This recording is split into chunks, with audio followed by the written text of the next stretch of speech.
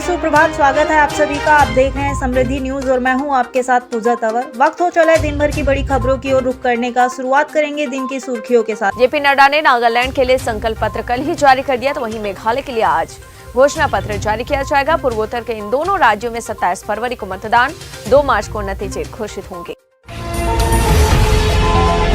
अडानी मुद्दे के बारे में गृह मंत्री अमित शाह ने कहा कि अभी मामला सुप्रीम कोर्ट में है और ऐसे में इस पर बोलना ठीक नहीं होगा, लेकिन ये कहना चाहता हूं मैं कि बीजेपी मामले पर कुछ नहीं छुपा रही। विधानसभा में बोलते हुए उपनेता प्रतिपक्ष राजेंद्र राठौर ने कहा, राजस्थान सरकार ने अडानी को 84,000 बीघा जमीन दी है। 74 बीघा जमीन और देने की फाइल भी मंत्री के पास पहुंच गई है। वहीं राजस्थान विधानसभा में गूंजा अडानी का मामला, तो राठौर ने कहा कि राज्य सरकार ने अडानी ग्रुप के साथ साठगांठ करते हुए भ्रष्टाचार किए हुए, इनकी भी जांच होनी चाहिए। कांग्रेस सांसद राहुल गांधी का प्रयागराज दौरा कल रद्द कर दिया गया। पार्टी ने आरोप लगाते हुए कहा कि उनके चार्टर प्लेन को वाराणसी के लाल बहादुर शास्त्री अंतर्राष्ट्रीय हवाई अड्डे पर नहीं उतरने दिया गया। सुप्रीम कोर्ट के एक पूर्व न्यायाधीश को राज्यपाल बनाने पर कांग्रेस हमलावर है। बीजेपी ने भी इस पर तीखा पलटवार किया। बीजेपी प्रवक्ता गौरव भाटिया ने कहा, इंदिरा ने 2 बार सुप्रीम कोर्ट के शीर्ष जजों की जगह दूसरों को प्रमोशन दिया।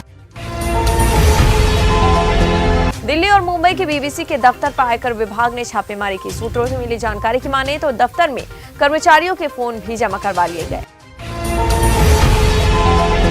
2024 चुनाव में पीएम मोदी को हराने की साजिश हो चुकी है। कई secret meetings the Sunday guardian ने यह दावा किया है। अरशद मदनी के कई ऐसे बयान दिए हैं जिन पर मचा हुआ है बवाल। वहीं मौलाना अरशद मदनी ने दावा किया कि भारत का सबसे पहले धर्म इस्लाम है और हर जगह की मिट्टी लेकर अल्लाह ने आदम यानी मनु की औलाद को बनाया। मुस्लिम स्कॉलर मौलाना शहाबुद्दीन रिजवी ने कहा कि मौलाना अरशद मदनी साहब ने जो बयान दिया उससे मैं इत्तेफाक नहीं रखता, क्योंकि उनका बयान हकीकत के खिलाफ है। इस्लाम हिंदुस्तान का नया मजहब है। वहीं केंद्रीय मंत्री गिरिराज सिंह ने अरशद मदनी के बयान पर भड़क गए हैं। उन्होंने कहा, मदनी अपने बयानों से माहौल खराब करने की कोशिश कर रहे हैं। जिन्ना की सोच वालों को बंटवारे के समय ही पाकिस्तान भेज देना चाहिए था। जेडीयू नेता गुलाम रसूल बलियावी ने सेना को लेकर विवादित बयान दिया। कहा कि अगर उन्हें पाकिस्तानी आतंकवादियों से निपटने में डर लगता है तो सरकार को उनका मुकाबला करने के लिए सेना में 30% मुस्लिम युवाओं की भर्ती करनी चाहिए, क्योंकि लोहा लोहे को काटता है, लोहे को गाजर नहीं काट सकती। पहले दिग्विजय सिंह ने ट्वीट कर कहा कि आज हम सीआरपीएफ के 39 शहीदों को श्रद्धांजलि देते हैं जो पुलवामा में खुफिया नाकामी की वजह से शहीद हो गए। मुझे उम्मीद है कि सभी शहीद परिवारों का उपयुक्त रूप से पुनर्वास किया गया होगा। जिस पर गृह मंत्री नरोत्तम मिश्रा ने कहा कि दिग्विजय सिंह का ट्वीट आईएसआई का ट्वीट लग रहा है। कांग्रेस की आदत सी हो गई है शहीदों की शहादत पर तंज कसने और उनके मनोबल को तोड़ने का। केंद्रीय गृह मंत्री अमित शाह ने कहा है कि अगर मोदी जी के समय में G20 का नेतृत्व भारत को मिला है और G20 यशस्वी तरीके से संपन्न होता है तो इसका यश मोदी जी को ही मिलना चाहिए, क्यों न मिले। वहीं अमित शाह ने यह भी कहा कि त्रिपुरा में बीजेपी पूर्ण बहुमत से फिर से सरकार बनाएगी। 12 बजे से पहले ही रिजल्ट आ जाएंगे। हिंदुस्तान एरोनॉटिक्स लिमिटेड ने एयर शो में प्रदर्शित HLFT-42 विमान मॉडल के टेल पर लगी भगवान हनुमान की तस्वीर को हटा दिया। बिहार में मंत्रिपरिषद का विस्तार फिलहाल होता नहीं दिख रहा। डिप्टी सीएम तेजस्वी यादव ने क्लियर कर दिया है कि फिलहाल बिहार में मंत्रिपरिषद का विस्तार नहीं होगा। इससे सबसे ज्यादा निराशा महागठबंधन के घटक दल कांग्रेस को लगा है। कांग्रेस मंसूबा पाले में हुई थी कि मंत्रिमंडल विस्तार में उन्हें कम से कम 2 मंत्री पद मिल सकता है। हनीप्रीत के इंस्टाग्राम पर 1 मिलियन फॉलोवर होने पर केक काटा गया। इस दौरान राम रहीम ने हनीप्रीत को केक भी खिलाया और सिर पर हाथ रखकर आशीर्वाद दिया। वहीं हनीप्रीत ने कुछ अलग अंदाज में शुक्रिया अदा किया। हनीप्रीत ने कहा कि कैसे आपकी शुक्रिया अदा करूं, शब्द नहीं होते हैं। जिंदगी इतनी खूबसूरत ना होती अगर पापा आप न मिलते। कर्नाटक हाईकोर्ट ने औद्योगिक क्षेत्र विकास की कड़ी फटकार लगाई है। कर्नाटक हाईकोर्ट ने कहा कि सरकार लुटेरों के रूप में कार्य नहीं कर सकती। गोवा में प्रबोध सावंत की सरकार राज्य के प्राचीन और ऐतिहासिक मंदिरों के जीर्णोद्धार को लेकर सक्रिय नजर आ रही है। सरकार इस तरह के मंदिरों का सर्वे करा रही है जिनको पुर्तगालियों ने नष्ट कर दिया था। दिल्ली जल बोर्ड के अलग अलग दफ्तरों के बिल कलेक्शन के लिए ऑटोमेटिक बिल कलेक्शन मशीन लगाने का काम कॉरपोरेशन बैंक को दिया गया था। इसी को लेकर करोड़ों रुपए का घोटाला सामने आया। वहीं मामले में एसीबी का एक्शन, 3 गिरफ्तार। चुनाव के बीच सुदीप रॉय बर्मन ने वाम दलों और कांग्रेस गठबंधन को लेकर बड़ा बयान दिया। कहा, विपक्ष में वोटों में बंटवारा न हो, इसके लिए कांग्रेस ने सीट बंटवारे में बलिदान दिया है। विदेश मंत्रालय ने घोषणा की है कि विदेश सचिव विनय क्वात्रा बिजली और ऊर्जा से लेकर सुरक्षा तक द्विपक्षीय संबंधों पर चर्चा करने के लिए 15 फरवरी को बांग्लादेश की आधिकारिक यात्रा करेंगे। साउथ अफ्रीका से आ रहे 12 चीते लंबे इंतजार के बाद 18 फरवरी को मध्य प्रदेश के कूनो नेशनल पार्क पहुंचेंगे। भारत भेजने से पहले इन चीतों को लंबे समय के लिए क्वारंटीन किया गया है। भारत आ रहे चीतों ने लंबे समय से कोई शिकार नहीं किया। लखीमपुर मामले में सुप्रीम कोर्ट ने इन कैमरा सुनवाई से साफ तौर पर इनकार कर दिया। सुप्रीम कोर्ट ने ट्रायल कोर्ट को सख्त आदेश में कहा कि मामले की सुनवाई ओपन कोर्ट रूम में की जाए। इस मामले में केंद्रीय मंत्री अजय मिश्रा टेनी का बेटा आशीष आरोपी है। भारत जल्दी स्वदेशी LCA इंजन का करेगा निर्माण। 3 देशों की कंपनियों से चल रही बातचीत, DRDO चीफ ने कहा। BBC के दफ्तर पर तलाशी को कांग्रेस ने अघोषित आपातकाल बताया। कांग्रेस ने लिखा, पहले BBC की डॉक्यूमेंट्री आई, उसे बैन किया गया। अब BBC पर IT का छापा पड़ गया है, अघोषित आपातकाल।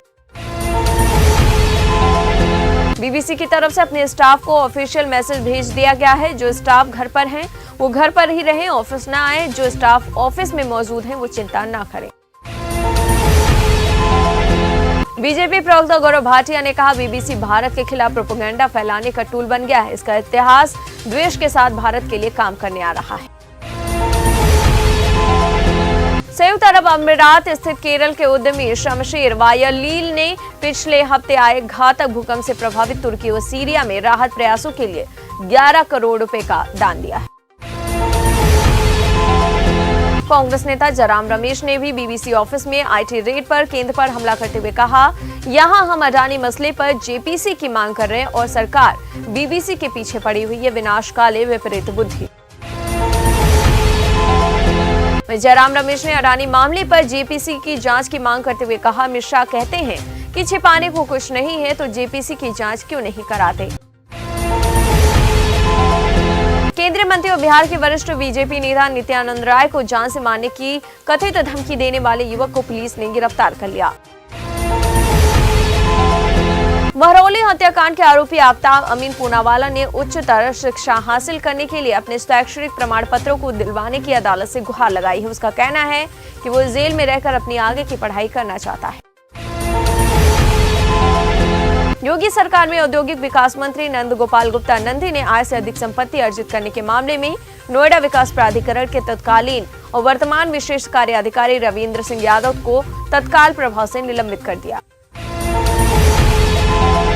झारखंड राज्य के कम से कम 36 मजदूर पिछले 2 महीने से मध्य एशियाई देश तजाकिस्तान में फंसे हुए हैं और उन्होंने राज्य सरकार से अपनी सुरक्षित वापसी सुनिश्चित करने का अनुरोध किया। पीएम मोदी ने निकोस क्रिस्टोडुलाइड्स को साइप्रस का नया राष्ट्रपति चुने जाने पर बधाई दी और कहा कि वो साइप्रस के साथ भारत के संबंधों को बढ़ाने के लिए उनके साथ काम करने को उत्सुक है। उधर गाजियाबाद में फर्रुखाबाद के SDM की पत्नी से लूट की घटना सामने आई। घटना इंदिरापुरम थाना क्षेत्र के वसुंधरा इलाके की है। बाइक सवार बदमाश चेन लूटकर फरार हो गए। उधर ब्रिटेन की महारानी कोरोना से संक्रमित पाई गई है। बकिंगहम पैलेस ने ये जानकारी दी। तुर्की और सीरिया में भूकंप से 36,000 से ज्यादा मौतें दर्ज की गई हैं। एक रिपोर्ट की माने तो भूकंप से तुर्की को कम से कम $84 बिलियन का नुकसान हुआ है। वास्तविक नियंत्रण रेखा यानी LAC पर तनाव की स्थिति के बीच चीन ने लद्दाख तक अपने रेलवे नेटवर्क को बढ़ाने का फैसला किया है। चीन का कहना है कि 2025 तक वो अपने रेलवे नेटवर्क को अक्साई चीन तक ले जाएगा। अब इसके जवाब में भारत ने भी चीन सीमा के पास रणनीतिक रेलवे लाइन बनाने के अपने प्रयासों को तेज कर दिया है, जिसका निर्माण सशस्त्र बलों की आवश्यकताओं के अनुसार किया जा रहा है। आईपीएल के तर्ज पर पहली बार होने जा रहे महिला प्रीमियर लीग के लिए खिलाड़ियों की नीलामी हुई। इसमें भारतीय उप कप्तान स्मृति मंधाना सबसे ज्यादा राशि में बिकने वाली खिलाड़ी रहीं, जिन्हें रॉयल चैलेंजर्स बेंगलुरु ने 3.40 करोड़ रुपए में खरीदा। भारतीय कप्तान हरमनप्रीत कौर को मुंबई इंडियंस ने मंधाना से आधी राशि में 1.80 करोड़ में अपनी टीम में शामिल किया। पाकिस्तान और अंतर्राष्ट्रीय मुद्रा कोष एक बार फिर से बातचीत शुरू हो गई है। इसी बीच विशेषज्ञों ने चेतावनी दी है कि पाकिस्तान को आईएमएफ से कर्ज मिल भी जाए तो उसका आर्थिक संकट खत्म नहीं होने जा रहा।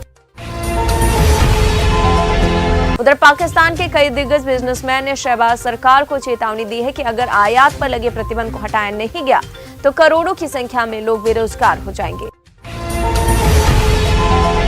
उधर यूपी बोर्ड की परीक्षा 16 फरवरी से शुरू होने जा रही है। बोर्ड का दावा है कि ये परीक्षा पूरी तरह से नकल विहीन कराई जाएगी। इस परीक्षा में उत्तर प्रदेश के विभिन्न जिलों में बंद 170 बंदी भी परीक्षा देंगे। तो आज की बात बस यहीं तक। कल फिर होगी मुलाकात। जय हिंद, जय भारत।